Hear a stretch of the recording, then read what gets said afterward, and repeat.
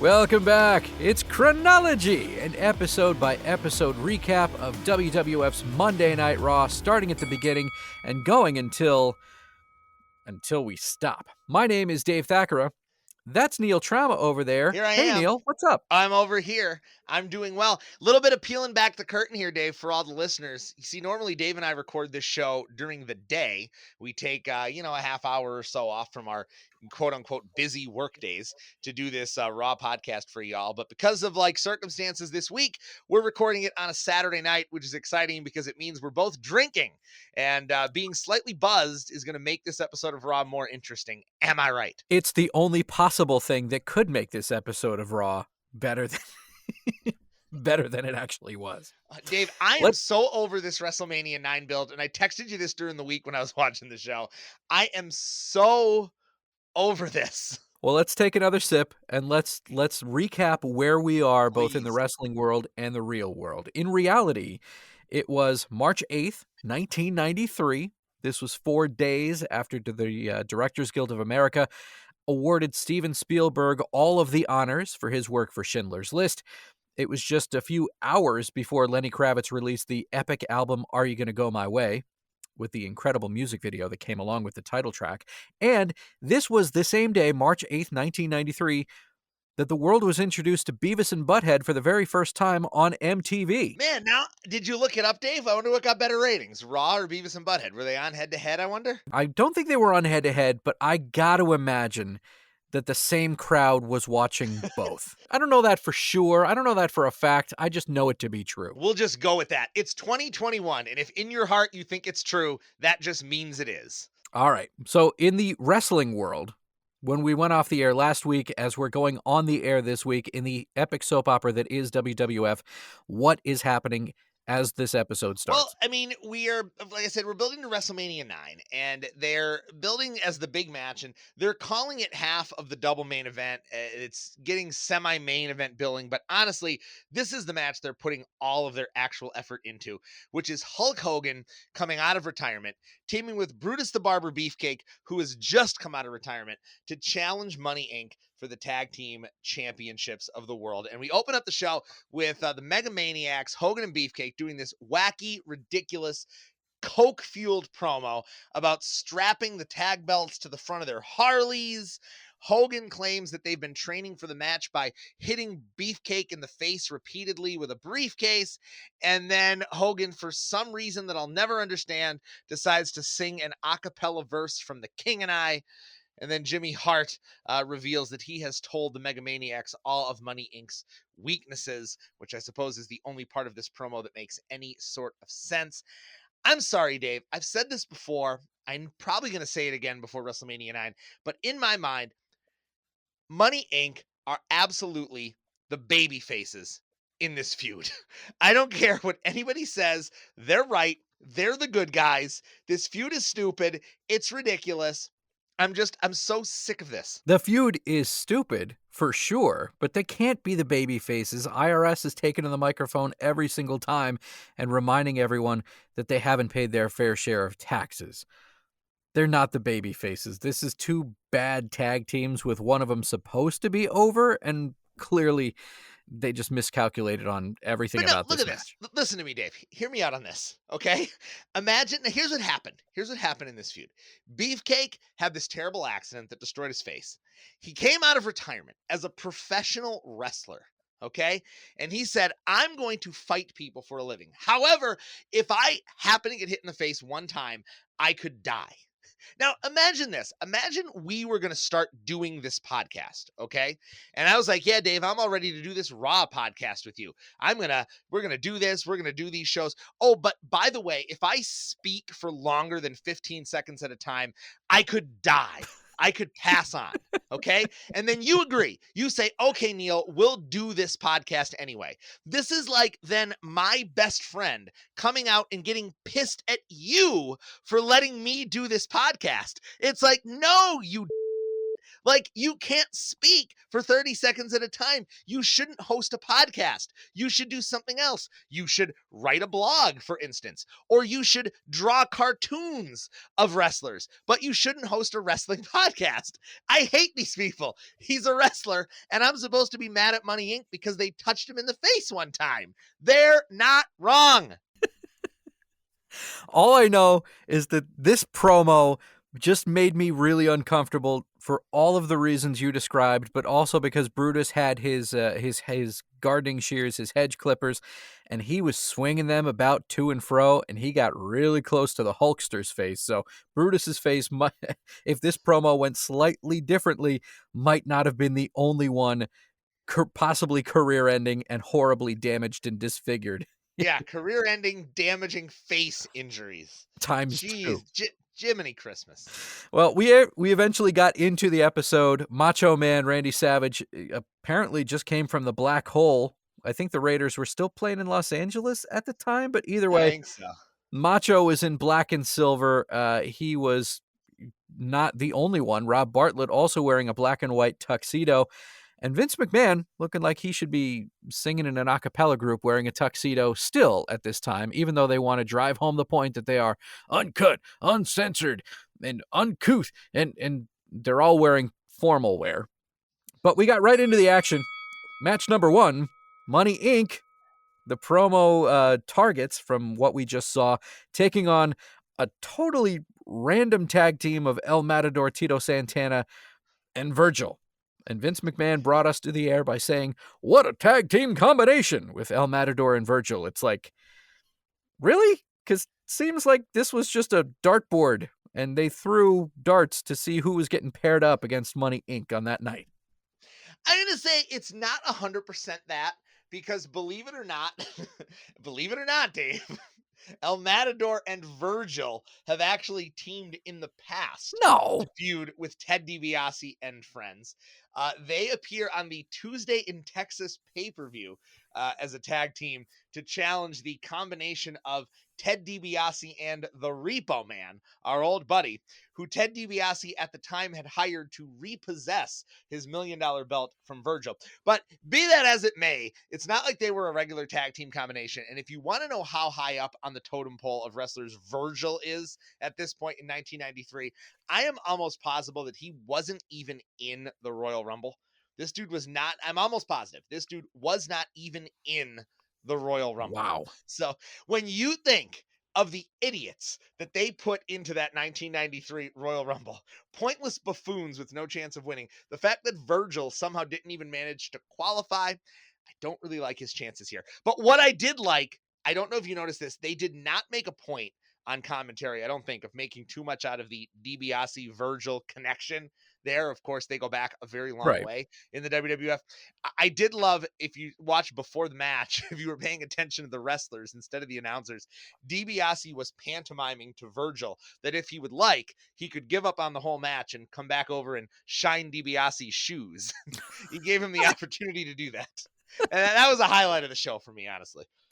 Well, since this is Chronology After Dark with both of us having a beverage in hand, anytime you say something as the seasoned, you know everything about wrestling fan, and me being the, yeah, I kind of like it, but I can jump in and out kind of a guy, every time you say something that just absolutely floors me, I'm going to take a drink of my beer. So Take a this is drink. probably going to be hammered by the end of this this podcast. But we move on. The match came and went. It was full of sneaks and distractions. It's like that wrestling trope of like the ref is distracted, so we're going to let the other tag team member get in a couple of hits. It was just a match full of that.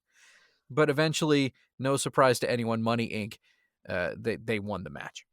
I would certainly hope they won the match. Then we had a recap of Shawn Michaels and Tatanka as their feud wraps up. Again, we're building to WrestleMania with a Shawn Michaels-Tatanka match. So we're living in a world in 1993 where some random mid-card guy like Tatanka straight up pins Shawn Michaels multiple times in a row. As we'd move towards the Attitude Era and Shawn Michaels wearing the big belt, that would never, ever happen. And that's why it's so jarring and strange for me to see it happen now. Yeah, I mean, he's sort of just wacky mid card heel Shawn Michaels here, of course, at this point. And Tatanka is kind of getting a big push. He is, after all, the undefeated Native American Tatanka. And, all of us seasoned wrestling fans back in the Attitude Era, when people made a big deal about Goldberg's streak, we were like, dude, Tatanka was undefeated for like 2 years before Goldberg. Don't be telling me about no Goldberg. He can't take down the Native American Tatanka and his tomahawk chops Well, chopping. after the recap came and went, we saw the model Rick Martel in something that we would see quite often tonight. He came to the ring, the model Rick Martel, and started harassing the Raw ring girl, saying she's got no class, kicking her out of the ring. He's going to show you how to properly, as a model, again, he's the model Rick Martel, hold up the ring card and walk around. Nobody can model better than the model. Yeah, that was stupid. I liked it. I thought it was stupid, but I also thought in this whole episode, it's kind of the stupid little gimmick they could hold their hat on. They can Yeah, hang their hat on and just carry the whole episode along. I didn't mind it. yeah, it's stupid in the way I like wrestling to be stupid. Like, it's stupid. Like, this guy is an idiot. He walks around with a big pin that says, "Yes, I'm a model," Right. because his name is the model. So he comes out and harasses the other models. I mean, it's a way that no human being would actually act in real life, which is kind of what makes it excellent. Well, when we come back from commercial, match number 2 happens, where the aforementioned Tatanka is going against some guy named Phil Apollo, who looked like he never actually did a sit up in his entire life. Yeah, Apollo, some idiot. I mean, there's some other idiot named Apollo that actually goes on to portray the Doink character later on, and we'll get to that point when we get there. Turns out, after I googled it, it's not this guy, which is the only interesting thing I have to say about this is the jobber wasn't Doink. So okay, Tatanka wins. He's on his way to WrestleMania. I don't know, dude. What do you want me to say about this match? It was a Tatanka squash, just so they could talk about the Mania match. Well, then we went on to the WrestleMania report, the highlight of each and every of these early episodes of Raw. They're bringing us the rundown of episodes. It's Money Inc. versus the Mega Maniacs, the tag title, and Mean Gene Okerlund makes a big point of saying it's now half of the double main event. They're not trying to sell you on Bret Hart and Yokozuna. We've got another main event, folks. Then they had Bret Hart and Yokozuna give interviews, which it's not horrible, but it's not great. And you also Yeah. I don't know, man. I don't know what to say about this Bret Hart Yokozuna thing. It's like I get it. Like it's a good pro wrestling build. You have the plucky underdog babyface who takes on all challengers. You have the giant undefeated monster who he won a Royal Rumble to get the title shot, but they forgot to like actually give them any heat. And I mean, I guess that's kind of looking at it through 2021 eyes, or you need to look at it through 1993 eyes. But the entire issue here is Bret has the title. Yoko wants the title. We're not going to do anything else to put anything else behind the match and hope that sells you on it. right. And I just feel like in 1993, Bret was not the like over the top character that I think could just sell a match based purely on I'm the champion, I'm going to defend my title. I think there maybe needed to be a little more juice. And I mean, keeping spoilers out of it, they do put a little more juice on this, I know, between here and WrestleMania, and I'm sure we'll get to that sooner than later. But there's really no juice to this right now. It's so low down on the matches that they're actually putting effort behind that it just really feels like an afterthought here. Yeah, and the whole company seems to just be mailing this in. Like, don't get me wrong, there's good performances all over the place if you look really hard for them, but it's really hard to find anything truly compelling about this, even reflected in Mean Gene Okerlund. He's a pro's pro. He's a wrestling promo announcer kind of a guy, but I found it hard to believe that he didn't just tape like 6 of these WrestleMania reports a month ago, and they're just slowly airing them out. Yeah, because it's all gonna be the greatest WrestleMania of all time, the family entertainment capital of the world. Like it's Tickets are all still just available. yeah, tickets still available. It's the same nonsense.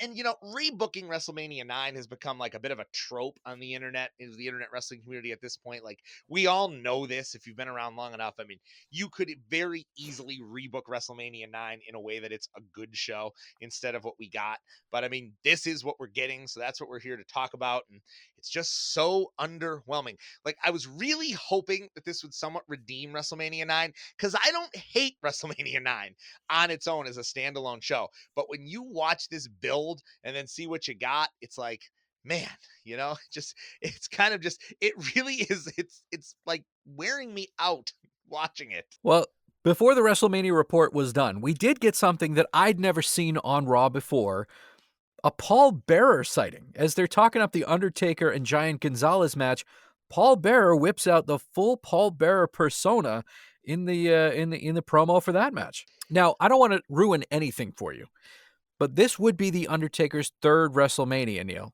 Did you know that? He'd I did. he'd I did already know that. beaten Jimmy Snuka at WrestleMania 7, then Jake the Snake Roberts at WrestleMania 8. Neil, would The Undertaker continue to be unbeaten after this WrestleMania? I guess we'll have to wait and find out. Oh, dude, no way. The Giant Gonzalez is like 9 feet tall. There's no way the Undertaker's winning this match, man. No Match way. number 3 of this episode of Raw, Papa Shango against Mike Edwards. Now, Yeah, what is that? What are they doing? Like, why? they're Why is making Pop? What? such a huge issue of the fact that this episode of Raw is live, and 2 of the matches that we've seen so far is some random, no-character, real name guy who looks like they just pulled him off the street or out of the crowd from the Bronx, and he's going against Papa Shango. Why is Papa Shango still having squash matches? Like, I mean, I'm not gonna lie and say that I paid any attention to this match at all anyway, but like, why is this on the show? I don't know. But as long as we're here, Papa Shango, played by Charles Wright, is this your favorite Charles Wright gimmick, Papa Shango, or do you prefer The Godfather, or The Good Father, or Kama Mustafa? It's gotta be the Godfather, right? I mean, we'll cross that bridge when we come to it, but it's gotta be the Godfather, right? Yeah, I guess so. Match number 4. Oh, just in case we didn't mention it, I think we did. Papa Shango beat Mike Edwards in a Oh, well, thank God. good call. Thank God we cleared that up. Match number 4. What's the next match? I mean, it can't be worse than the Papa Shango match, could it? Yes, it can. It's 43-year-old Bob Backlund against another random dude named Tony DeMoro. They're doing these live shows with randos because I think Vince was convincing them that they could come to the match and wrestle if they sold a bunch of tickets to their friends and family. What? I don't know. I mean, the Raws, I'm not going to lie to you, Dave, when we get to 94, they're all like this. But Oh, the God. 93 Raws, I promise you, they do get better. And I didn't realize there were any of them that were this bad. Rob Bartlett at one point during this match calls the jobber Demoro, quote, a pant load, which is probably the most accurate thing he's ever said. And that's going to be my new favorite word to describe these shows, because this show was most certainly a pant load. After this, the match went. Bob Backlund actually did a pretty decent finishing move to get the match off of our screens. And then we recap Headlock on Hunger, or is it a new Headlock on Hunger? I'm a little bit unclear on that. Dave. I guess I should admit that I didn't pay attention to this either. What was the big finishing move? He's sort of like, it was this weird suplex. It's like reminiscent of a bad and not nearly as powerful F5 or something like that. Go back and watch it. It wasn't horrible, but it wasn't All a right, cross-face 'cause chicken wing. do you know? Well, you know what his move was when he was champion in the early '80s. Bob Backlund's big move. He created this move and made it popular What in was it? America. The atomic drop.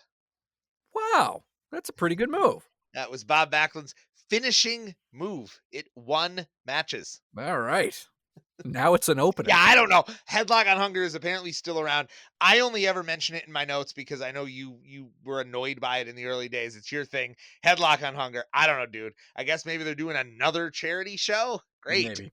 I think this really tells people a lot about, we're doing an episode by episode recap of these shows, and we're not paying attention halfway through.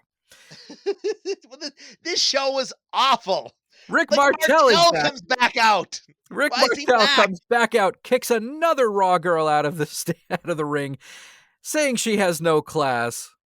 They were cute. It was what it is, but Martel's getting a whole lot of heat because the girls are pretty. The crowd wants to see them. He's kicking him out of the ring. He's clearly the bad guy for the night. And that brings us to our last match. After a quick interview with Rick Martel, we see Rick Martel going against Mr. Perfect in clearly what was the highlight of this episode, because it was, by all accounts, a pretty good match. Well, yeah, I mean, it was a pretty good match, except that we didn't see the finish because they did it during the commercial. What?